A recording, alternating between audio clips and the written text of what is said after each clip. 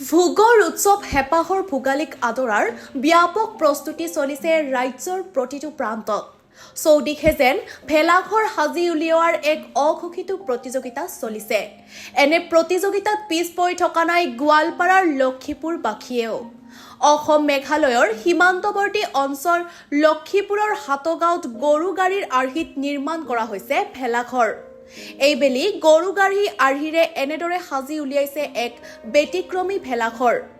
অসম আৰু মেঘালয়ৰ একাংশ যুৱকৰ দ্বাৰা গঠিত মেঘা আছাম নামৰ এটা গোটে বিগত ৩ বছৰ ধৰে এইবেলিও গৰু গাড়ীৰ আৰ্হিৰে ভেলাঘৰ সাজি উৰুকাৰ নিশা হাঁহে মাহে এসাঁজ খোৱাৰ এনেদৰে চলাইছে প্ৰস্তুতি।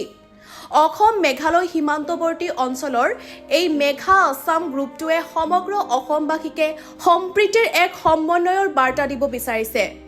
ভোগালী বিহু আৰু সমূহ কেইটামান দিন বাকী, গতিকে আপোনালোকে আমি দেখা পাই আছো যে মহৰ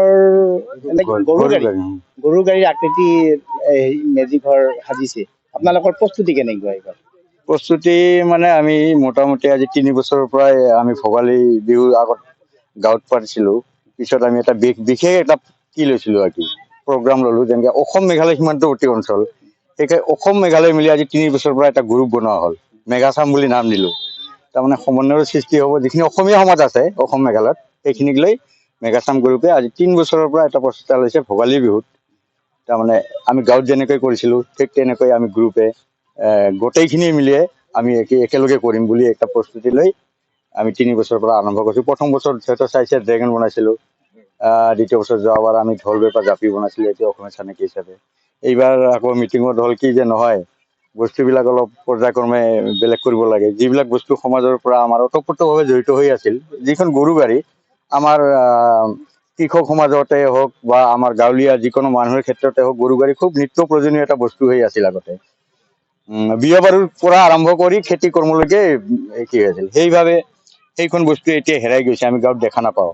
ভৱিষ্যত প্ৰজন্মই হয়তো নাজানিব যে গৰু গাড়ী এটা আমাৰ ওতঃপ্ৰোত সম্পৰ্ক আছিল। সেইবিলাক কথা নানানটা কথা ভাবি আমি ভাবিলো এইবাৰ গৰু গাড়ীকে বনাওঁ। লগতে আমাৰ যিখিনি স্থানীয় শিল্পী আছে তেওঁলোকৰো এটা ইচ্ছা আছে কিবা এটা বনাব বুলি। তেওঁলোকৰ যিখিনি শিল্পী সত্তা আছে সেইখিনিকো জাগ্ৰত কৰক। তাৰপিছত এইবাৰ বিহুৰ দিনা আমাৰ প্ৰগ্ৰামৰ ভিতৰত আমি বিহুৰ দিনা নহয়, আমি খেল ধেমালি প্ৰগ্ৰাম ৰাখিছো 2টা।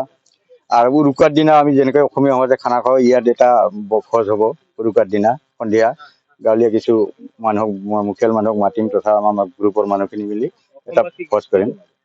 অসমবাসীক আমি ইয়াৰ যোগেদি জনাবলৈ লৈছো যে আমি ঠিক যেনেকৈ সীমামূৰীয়া অঞ্চলত হাটগাঁও এখন সীমামূৰীয়া অঞ্চল, অসম মেঘালয় অঞ্চল, এনেকুৱা যিবিলাক অসমৰ লগত সীমামূৰীয়া অঞ্চল আছে নানানটা বিবাদ হৈ থাকে আমি শুনা পাওঁ।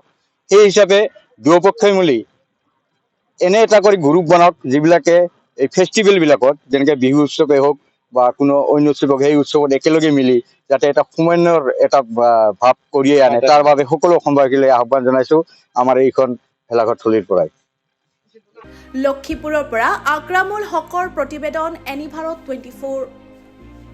নিবিৰ নিবিৰ কিনো অনবৰত লাগি থাকা?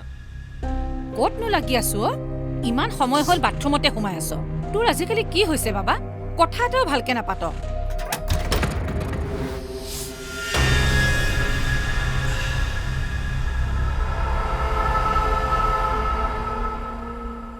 নিচাসক্ত ব্যক্তিক নিচামুক্ত কৰাৰ বাবে যোগাযোগ কৰক। ৰাষ্ট্ৰীয় টোল ফ্ৰী নম্বৰ 1800 1100 31। জিলা প্ৰশাসন আৰু জিলা সমাজ কল্যাণ বিভাগ, কামৰূপ মহানগৰ, অসম চৰকাৰৰ দ্বাৰা জনহিতাৰ্থে প্ৰচাৰিত।